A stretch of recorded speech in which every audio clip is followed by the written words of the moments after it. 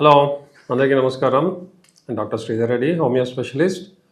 ఇప్పుడు మనం ఎనీమియా, పర్టికులర్గా ఐరన్ డెఫిషియన్సీ ఎనీమియా గురించి మాట్లాడుకుందాం. ఇప్పుడు ఐరన్ డెఫిషియన్సీ ఎనీమియా అనేది నౌడేస్ చాలా కామన్. అంటే ఎనీమియా అంటే మామూలుగా మనకు బ్లడ్ సెల్స్ అనేది తగ్గిపోవడం, పర్టికులర్గా ఆర్బీసీ అనేది తగ్గిపోవడం వల్ల ఏమవుతుంది, హిమోగ్లోబిన్ అనేది తగ్గిపోతుంది. సో హిమోగ్లోబిన్ తగ్గడం వల్ల ఏమవుతుంది, మన బాడీకి అంటే పర్టికులర్గా ఈ బ్లడ్ లోపల హిమోగ్లోబిన్ తగ్గినప్పుడు బాడీ సప్లై అనేది మన ఆక్సిజన్ సప్లై తగ్గిపోతుంది. సో హిమోగ్లోబిన్ తగ్గింది అంటే ఆటోమేటిక్గా ఫస్ట్ ఆక్సిజన్ లెవెల్స్ అనేది బాడీకి తగ్గిపోతాయి. సో దీనివల్ల ఏమవుతుంది, వీక్నెస్, టైర్డ్నెస్, ఆయాసం రావడము. ఇప్పుడు ఆక్సిజన్ బాడీకి కరెక్ట్గా ఉంటేనే బాడీ యాక్టివ్గా ఉంటుంది. ఇప్పుడు ఆక్సిజన్ బ్రెయిన్కి తగ్గిపోయింది అనుకోండి, బ్రెయిన్ ఏమవుతుంది, డల్గా అయిపోవడం, డ్రౌజీగా, డిజ్జీగా, దేని మీద ఇంట్రెస్ట్ లేకపోవడం, లేజీ అయిపోవడము అండ్ వీక్నెస్ రావడము, ఇవన్నీ జరుగుతాయి. సో ఐరన్ డెఫిషియన్సీ అనేది మనం తీసుకునే ఫుడ్ సప్లిమెంట్ ప్రకారం కూడా ఉంటుంది అండ్ చాలా అండర్లైన్ డిసీజెస్ వల్ల ఉంటుంది. అండ్ పర్టికులర్లీ లేడీస్లో అయితే పీరియడ్స్ టైంలో అంటే వాళ్ళకి ఓవర్ బ్లీడింగ్ అవ్వడం కానీ, లేదంటే ఏదన్నా ఇంజురీ అవ్వడం, ఏదైనా దెబ్బలు తగిలి దాన్ని కరెక్ట్గా ట్రీట్ చేయనప్పుడు బ్లడ్ లాస్ ఏదైతే అవుతుందో, సో దానివల్ల కూడా ఈ ఐరన్ డెఫిషియన్సీ అనేది, అనీమియా అనేది వస్తుంది. సో ఎప్పుడైతే బాడీ తొందరగా అలసిపోవడము, యాక్టివ్గా లేకపోవడము అండ్ డ్రౌజీగా, ఉట్టిగా మత్తుగా అనిపించడం, నిద్ర వచ్చినట్లు అనిపించడం, ఒక్కోసారి నిద్ర పట్టడము, ఇలాంటివి ఎక్కువ ఉన్నాయి, బాడీ వీక్గా ఉంది, బాడీ పెయిన్స్ అవుతున్నాయి అన్నప్పుడు కొద్దిగా ఫస్ట్ ఆఫ్ ఆల్ మేము ఏం చేస్తామంటే సిబిసి అండి, blood picture, complete blood picture అని చూపిస్తాం. సో దాంట్లో మనకి హిమోగ్లోబిన్ ఎంత ఉంది, ఆర్బీసీ ఎంత ఉన్నాయి, డబ్ల్యూబీసీ ఎంత ఉన్నాయి, ఇవన్నీ తెలుస్తాయి. సో ఏవి ఎంత కరెక్ట్ ఉన్నాయా లేదా. So blood haemoglobin first check చేసి హిమోగ్లోబిన్ ఎంత ఉంది, తక్కువ ఉంది, సపోజ్ తక్కువ ఉంటే ఆర్బీసీస్ ఎంత ఉన్నాయో, సో ఆటోమేటిక్గా హిమోగ్లోబిన్ తక్కువ ఉందంటే ఆర్బీసీ కూడా ఎఫెక్ట్ అవుతుంది, ఆటోమేటిక్గా ఐరన్ అనేది తగ్గిపోతుంది. సో ఇవి తగ్గినప్పుడు ఏంటంటే దాని సప్లిమెంట్స్ అనేది కంపల్సరీ తీసుకోవాలి.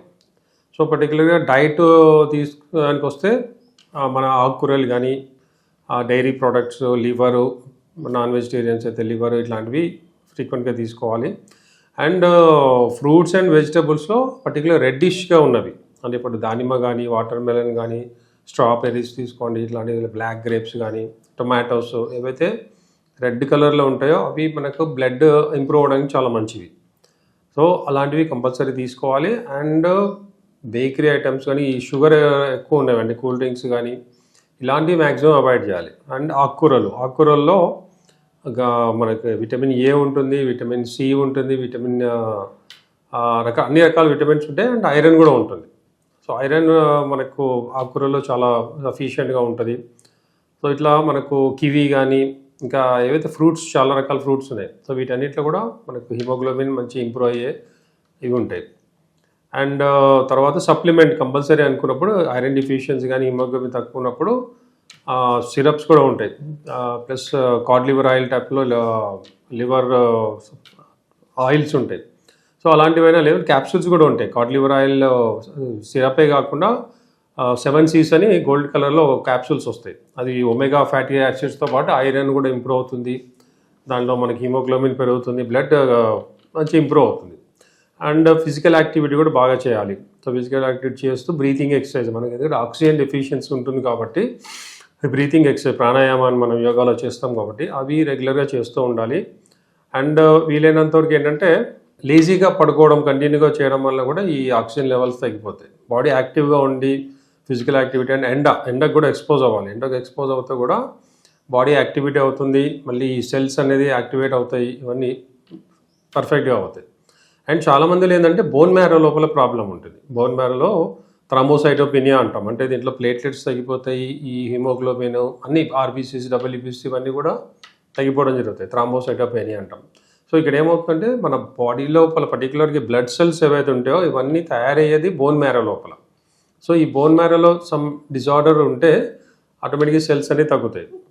సో ఈ బోన్ మ్యారో ప్రాబ్లమ్స్ ఉన్నవాళ్ళు అండ్ చాలామంది ఏంటంటే కొన్ని డ్రగ్స్ వాడేవాళ్ళు, అంటే ఇప్పుడు కొన్ని డిసీజెస్కి, ఆటోఇమ్యూన్ డిజార్డర్స్కి కానీ, కొంతమంది క్యాన్సర్స్కు వాడే ట్యాబ్లెట్స్ ఏవైతే ఉంటాయో వాటి వల్ల కానీ, స్టిరాయిడ్స్ వల్ల కానీ, వీటన్నిటి వల్ల కూడా ఈ హిమోగ్లోబిన్, ఐరన్ అనేది తగ్గిపోతుంది. సో అలాంటి వాడే వాళ్ళు కంపల్సరీ రెగ్యులర్గా బ్లడ్ చెకప్ చేయిస్తూ ఉండాలి. 3 monthsకి ఒకసారైనా హిమోగ్లోబిన్ ఎంత ఉంది, ఐరన్ ఎంత ఉంది, ఆర్బీసీస్ కరెక్ట్గా ఉన్నాయా లేదా ఇవన్నీ చెక్ చేస్తుండాలి. అండ్ ఆయాసం ఇట్లాంటివి వస్తున్నాయంటే వాళ్ళు చాలా కేర్ఫుల్ ఉండాలి. సో ఇలాంటి బోన్ మ్యారో ప్రాబ్లమ్స్ ఉన్న వాళ్ళు, ఈవెన్ క్యాన్సర్స్ ఉన్న వాళ్ళు కూడా అంటే మేము ఇచ్చే ట్రీట్మెంట్ వల్ల బోన్ మ్యారో డిఫిషియన్సీస్ ఉన్న ఈ సెల్స్ ఏవైతే థ్రాంబోసైటోపెనియా ఇలాంటివి కంపల్సరీ మా ట్రీట్మెంట్తో తగ్గిపోతుంది. ఎంతోమందికి ఈవెన్ జెనెటికల్గా వచ్చిన వాళ్ళకి కూడా జెనెటికల్గా వాళ్ళకి రెగ్యులర్గా బ్లడ్ వాళ్ళకి ట్రాన్స్ఫ్యూషన్ ఎక్కిస్తున్నా కూడా మళ్ళీ వాళ్ళకి ఒక 2 monthsకో 3 monthsకో మళ్ళీ సెల్స్ తగ్గిపోవడం, ఎనేమియా రావడం, సో ఇవన్నీ జరుగుతూ ఉంటాయి. సో ఎనేమియా రావడం వల్ల ఏమవుతుంటే మొత్తం ఈ గోర్లు కూడా పేల్గా అయిపోవడము, కళ్ళ లోపల కూడా రెడ్నెస్ లేకుండా పేల్గా అవ్వడము, అండ్ బ్రిటిల్ అయిపోవడం గోర్లు, అండ్ స్కిన్ అంతా డ్రై అయిపోవడము, హెయిర్ ఫాల్ ఎక్కువ ఉండడము, ఇలాంటివి చాలా జరుగుతాయి. సో వీటన్నిటి కూడా ఆ డెఫిషియన్సీ మనం సప్లిమెంట్ ఇస్తూనే ఆ టెండెన్సీ అంటే డెఫిషియన్సీ ఎందుకు వస్తుంది రీజన్ హోమియోపతిలో మేము పర్టికులర్గా రీజన్ చూస్తాం. ఆ రీజన్ దేనివల్ల అవుతుంది, ఫస్ట్ ఆఫ్ ఆల్ ఆ రీజన్ని తీసేయడానికి మా ట్రీట్మెంట్ ఉంటుంది. ఆ తర్వాత డెఫిషియన్సీని కూడా ఆ టెండెన్సీని కూడా తీసేస్తాం.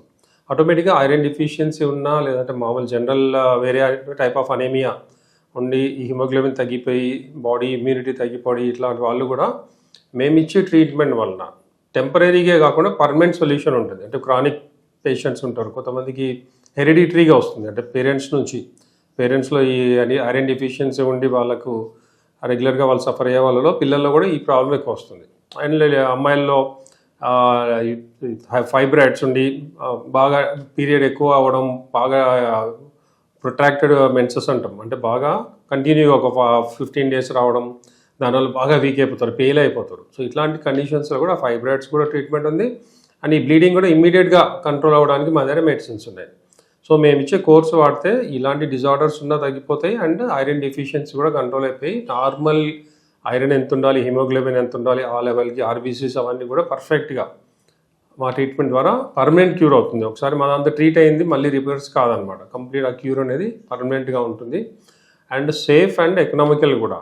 సో ఇలాంటి ప్రాబ్లమ్స్ ఉన్న వాళ్ళు నెగ్లెక్ట్ చేయకుండా ఇనీషియల్గానే బిగినింగ్లోనే ట్రీట్మెంట్ స్టార్ట్ చేస్తే ఎర్లీగానే తగ్గిపోతుంది.